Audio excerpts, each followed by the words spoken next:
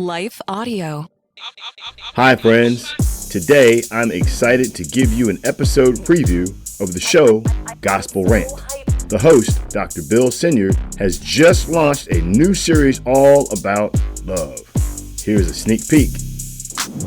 So when people begin to fall in love, their brains become active in a couple of key regions. These are the same areas that become active with other things like sex and food and drugs and music, right? Sex, drugs, rock and roll.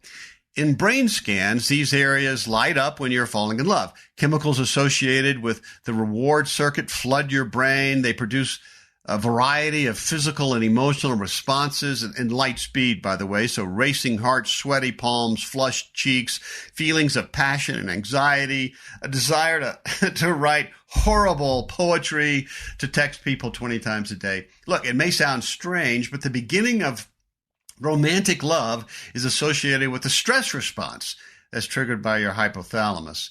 And you know that nervous excitement and anxiety you feel while you're falling for someone? During the initial stages of falling in love, your stress levels skyrocket. I mean, you've heard of cortisol, the stress hormone, most familiar with the fight, flight, freeze cycles. Our body recognizes love as a crisis that must be managed. Oh, my goodness. As cortisol levels rise, the levels of the neurotransmitter serotonin become depleted. This leads to what one scholar refers to as the intrusive, maddening, preoccupying thoughts, hopes, and terrors of early love. Not exactly a Hallmark card or a Disney Channel movie. It's two people who become OCD, obsessive compulsive disorder, right? And it is a disorder. That's how your brain sees it. They can only focus on one person, one thing.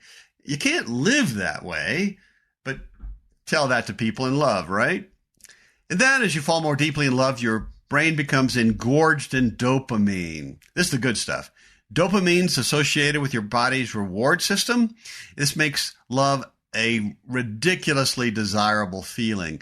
You get dope highs when there's other things, right? Like chocolate and jogging, but also cocaine, crystal meth. It's the brain chemical that uncontrolled will lead to addiction. It's good. I mean, you want it. Life without dopamine is not a good thing. I'll say more. And that kicks off a bigger reward circuit. So the more you are with the other and talk to each other, the more pleasure your brain is experiencing. And your brain is linking being with the other with this dopamine hit. And when you separate, you go through a bit of a withdrawal. Doesn't that explain so much? The immediate pleasure, the euphoria goes away. You need a hit of something. And in one study, again, not Hallmark, male fruit flies who were separated from their female counterparts, they drank 4 times as much alcohol as fruit flies that were with female fruit flies. How many times in weddings have you heard the words, "You're like fruit flies"? You're jonesing for each other. But that's what happens inside of our brain. And as romance grows, your brain releases even more chemicals. There's oxytocin, there's vasopressin, and these deepen your feelings of attachment. They make you feel closer to one another. By the way, a little known fact, they actually cause you to like others around you less. So you love the person you're in love with more, and you love the people around you less. Isn't that interesting? Not quite sure what to do with that. So anyway, you're inundated with feelings of contentment, calmness, security, all good. And it produces this internal desire for long-term monogamous relationship. This is how God made us. That's science speak for faithfulness. But honestly, it's your brain and brain chemicals kicking off when you're in a relationship. You become addicted to this person, this particular person. It's what God does. It's a gift. To continue listening to the snippet you just heard, please check out today's show notes or search Gospel Rant on Apple Podcasts, Spotify, or your favorite podcast app.